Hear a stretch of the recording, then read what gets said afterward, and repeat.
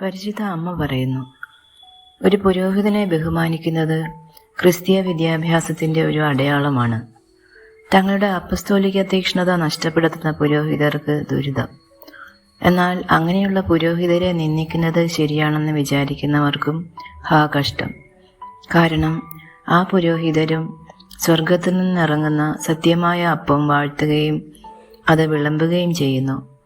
ആ സമ്പർക്കം അവരെ വിശുദ്ധീകരിക്കുന്നു. ദൈവസന്നിധിയിൽ അവർ ഉത്തരം പറയേണ്ടി വരും. നിങ്ങൾ അത്രയും വിചാരിച്ചാൽ മതി. നിങ്ങളുടെ കർത്താവായ ഈശോയേക്കാൾ കൂടുതൽ നിങ്ങൾ കാർക്കശ്യം കാണിക്കേണ്ട.